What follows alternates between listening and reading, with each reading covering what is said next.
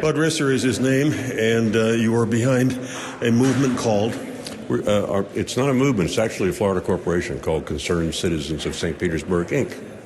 And I'm on the board. Okay. I'm one of the members. Where do you go to from here? You have your petitions. We will turn in the petitions at the appropriate time, and that will force a referendum. We're shooting for the August 27th election that's already been scheduled.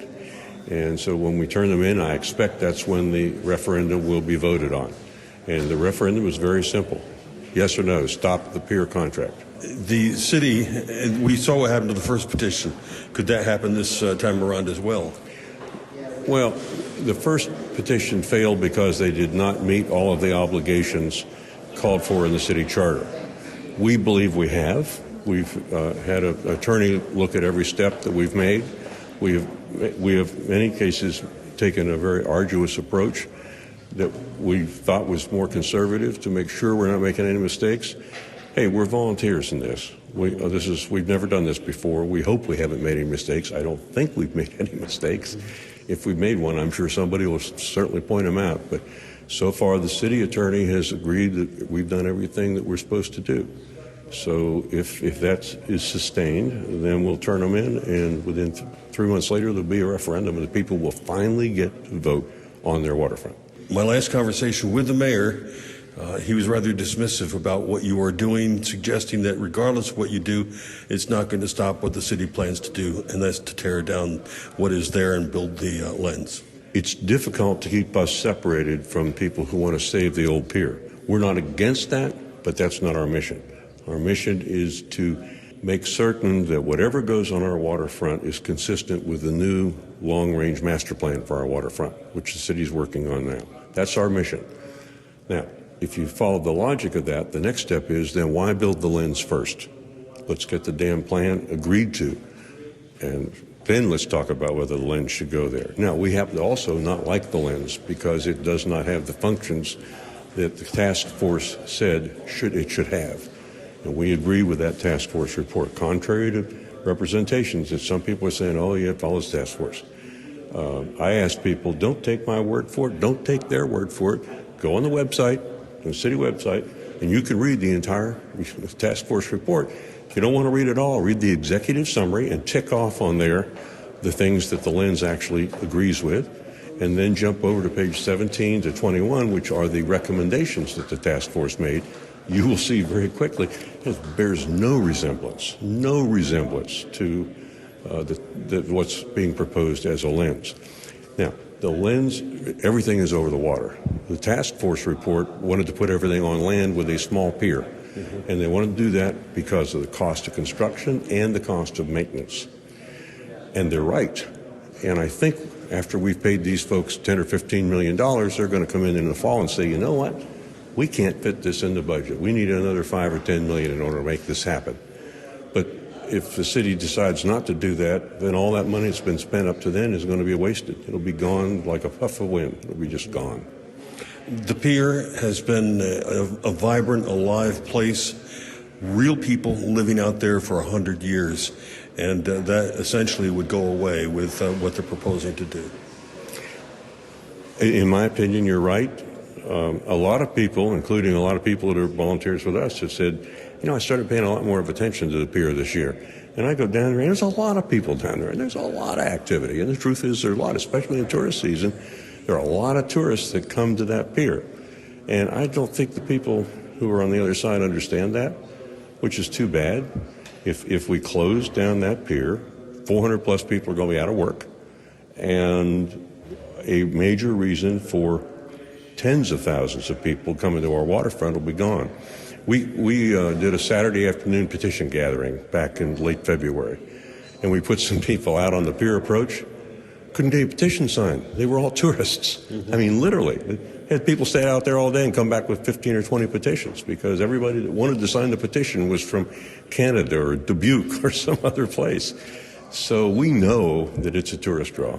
We know that it generates, I think, something like $45 million in economic activity for the city.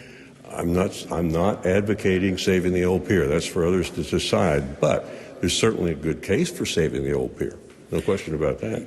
And the truth is, and even the mayor will concede this, The only thing that really needs to be replaced is the bridge approach to get to the pier. The pier head itself, the structural integrity of that is sound, and there are lots of things you can do with what is existing out there to secure it for perhaps 50, 100 years more.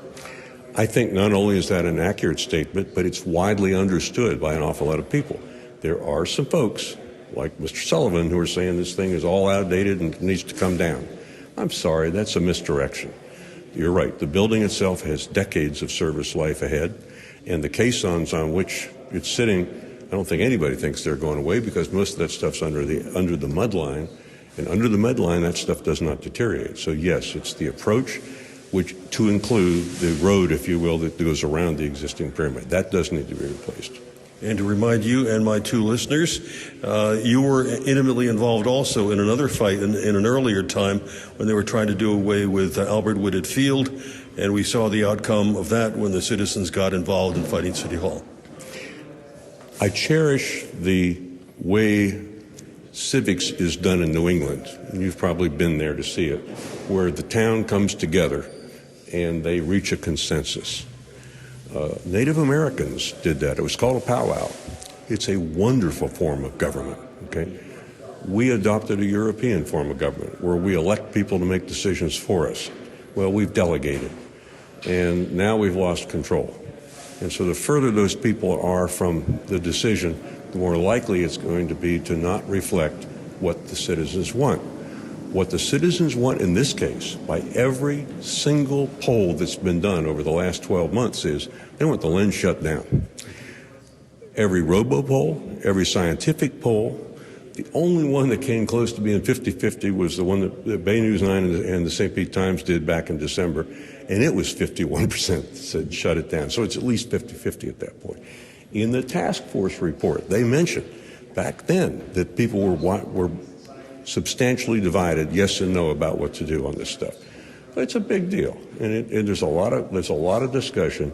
The bottom line is that our town's waterfront belongs to the citizens of this community, and they're the ones that ought to make this call. Let me make one other point. I'm sick and tired of people saying that the lens won international design competition. That could not be further from the truth. There was no design competition. There wasn't any. Forget international, there wasn't any. 3 architects were chosen based on their resumes, and they were asked to submit 3 different plans, and those are the ones we all saw. So I heard it in here today, the international design competition, the international baloney. I mean, it wasn't international, but it wasn't even a design competition. So when we talk about how these decisions got off track, that was one of the things that happened. If they'd had 20 submissions and picked the best 3 out of those, then we might have gotten somewhere. If the submissions had matched what the task force said should happen, for example, 26,000 square feet of restaurants on the land side, we probably wouldn't be here. We probably wouldn't be having these controversies. The reason we're having this controversy is Mr. Maltzin, who's a good architect, was given 75 days to put his ideas on paper. He didn't have the time that he should have had to come here and learn about our city. Mm-hmm. And as soon as he came out with the idea we were going to have a clear reef out there, everybody in St. Petersburg went, whoa, wait a minute. You can't have a clear reef out there. Well, that shows how little he knew about it. It's not his fault. He was only given 75 days. The saddest moment was the passing of Randy Wedding, because his voice was behind the scenes as well, and it's a shame that he's not with us today. If Randy were here, I never talked to him on this subject, but I have friends who have, and he was very unhappy with the way the city council responded to the task force report. And I'm aware that the vice chair is saying otherwise.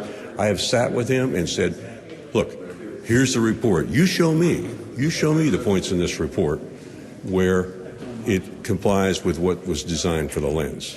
He can't. I mean, it's not there. Yeah, I'm talking, of course, about Randy Wedding, former mayor of this city, also an architect and an influential leader in the life of this community. And I was one of those who did talk to him just a few days before he was hospitalized for the final time. And I can confirm as well, add to the list of those, he confirmed that he was not happy with what was being done. His name is Bud Risser, Risser Oil, and your father before you, intimately involved in the life of this town. and that's for a very, very long time. Thank you.